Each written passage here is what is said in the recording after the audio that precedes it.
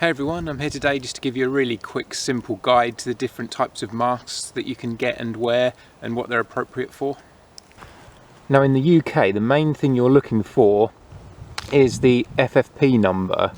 Now there are three different types. There's FFP1, FFP2 and FFP3. Now FFP1 will give you 80% protection of filtration, but that's really just for dust and kind of DIY work really. It's not going to be all that much good against viruses and things like that, but it will lower your chances a little bit of getting something. It's better than nothing, but really you want to be looking at FFP2. So here you can see on the packaging it says this is a FFP1 rating, so that's not really any good for this sort of situation. Like I say, these sort of things are more for when you're doing DIY. What you really want is FFP2 or 3. Now FFP2 will give you about 94% filtration, and people are using these with viruses and it should be effective. So FFP2 is really the lowest that you want to get, but FFP3 will give you 99% protection, and that is really the best option. But they can be a bit harder to get hold of, especially at the minute. But FFP2 should be good enough for the job.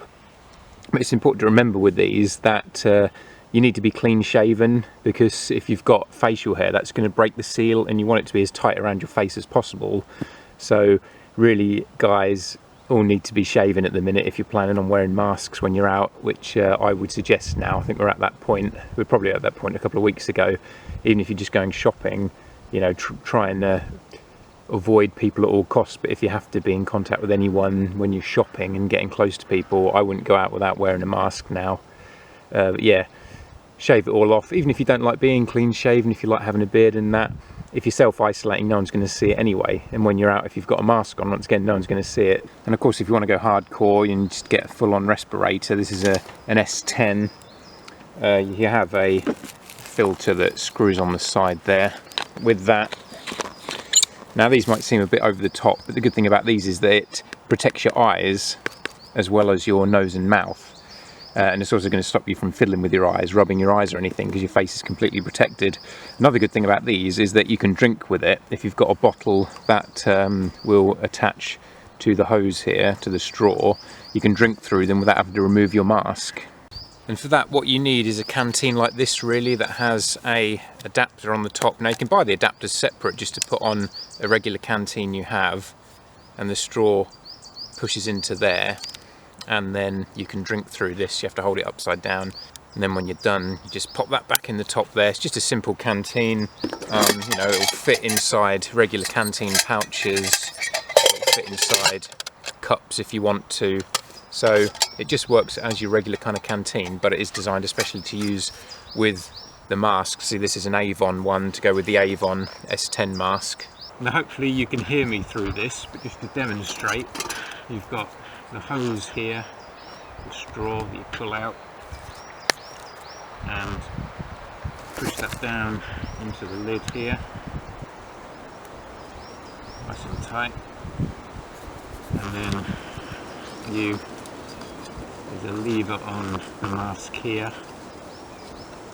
which controls the straw, so you can put the straw in your mouth and then drink through this.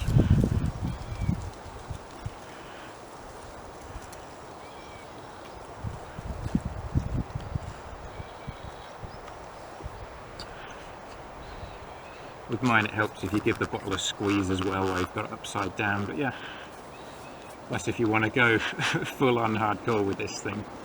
But this video is really more about the more simple masks and just the ratings that you want to look for, because like I say, at the minute I wouldn't go near other people out and about without one on. It's getting to that point.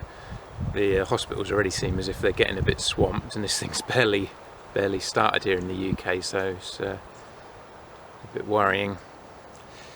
Anyway, thanks for watching everyone, and I'll see you again soon.